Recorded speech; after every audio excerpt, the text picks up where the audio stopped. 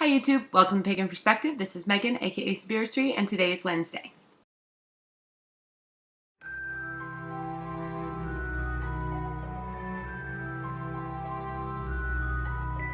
Hey YouTube, welcome to Pagan Perspective. Today we are talking about ceremonial versus folk magic. So this topic for me, fortunately, I feel like it's kind of been addressed. Carr and Rich did a really good job with it. The way that I feel like I can best talk about this topic is just personally. I really can't talk about other traditions or things because there's so many different traditions and there's so many different types of ceremonial magic.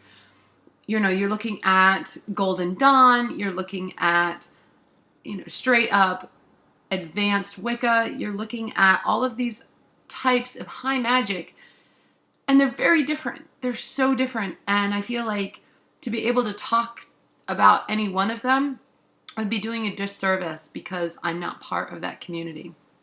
So all I can say for myself to the question asker is that when I wanted to bring a little bit more high magic into what I do, because my nature of my practice is folk magic. It is very homey. It's a family tradition. It's just what it is. So ceremonial magic is something, and high magic is something that I learned later on in life. And it is much more serious, when you get into something that the stakes are kind of raised and there are more things to do, more things to remember, more things to make sure you have in place. It does kind of up the ante a little bit. I feel like the best way that I can help is by saying whatever path, to the question asker, whatever path you're following, seek out mentors. Really, when you're dealing with high magic, there is no better substitute than having a mentor, an in-person, live mentor. It's really the best way to do it. It's very difficult to learn from books, and frankly, you're just not going to get the right information. Most books do not include all of the real components of high magic. In order to do that, you need to be initiated, and you need to be having that communication and that one-on-one time with somebody who has been there and done that. I mean, that's really what it comes down to. So in my family, that's my family, and I'm able to learn through that. But with other traditions and things like that, you really need to seek out the coven, and you seek out a mentor to be able to learn some of this ceremonial magic. Because my biggest fear, I guess, with people seeking out books to do ceremonial magic and high magic is that you are playing with forces that are very powerful. And oftentimes in books, things are not completely correct.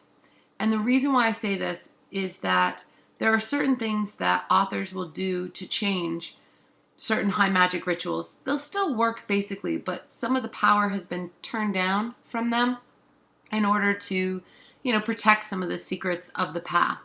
And that's just something that has been done for many, many years with many pagan authors.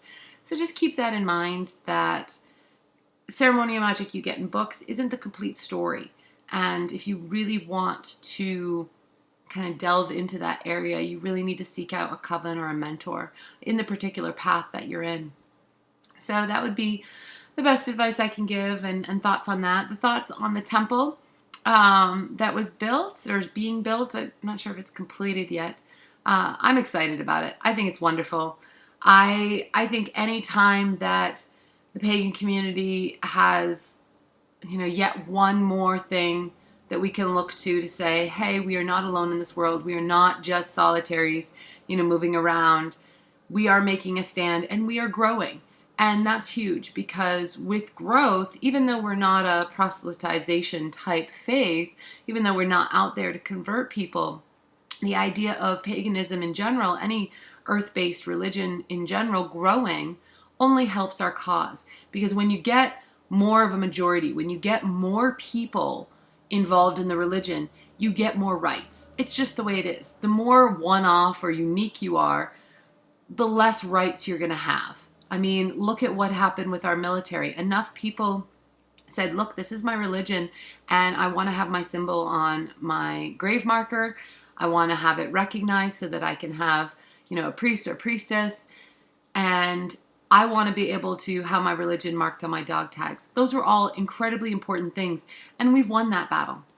Now Wicca and earth-based religions are completely acknowledged and respected by the United States military. Now, that being said, there's going to be individuals in the military who might not like it, and so it might not be given, total respect as far as on an individual scale. But as far as the administration is concerned, as far as grave markers and dog tags and things like that, you're welcome to have it on there.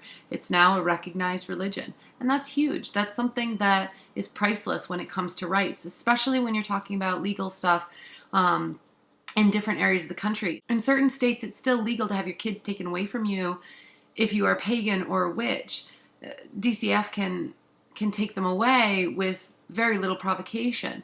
Now, that's a whole nother problem in and of itself, but basically what's happening is, because the religion isn't as mainstream, they're able to kind of picket things and individually take away rights where they wouldn't be able to do that with another religion because there's such a big group of them that they would fight back. Well, now we're fighting back. I mean, look at the Fox News situation that happened. I actually made a video of it. You can check it out on my personal channel. So Fox News talked about the university in Michigan adding pagan holidays to their calendar. They weren't giving them off, but they were just making sure that teachers knew that this is a possibility for a student to say that they need this time off and to reschedule exams or anything that needed to happen. And they gave a lot of misinformation. Well, the pagan community banded together and called and wrote letters and made videos and all sorts of things. And within 2 weeks, we were issued an on-air apology. It was a short apology, but it was an on-air apology from Fox News, which, I mean, as we know, that's not something that's easy to come by. So we are moving forward, and I think that this temple shows this, and I think it's a really great step in the right direction. I am excited to see where it goes from here, and who's next? Who gets a temple next? I want one. I think that would be awesome. So, all right, guys.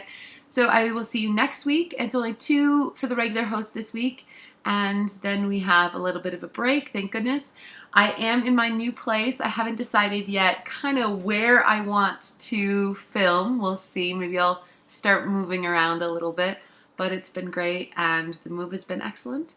So yeah, I hope you all have a wonderful week, and I will see you next week. And as always, blessed be.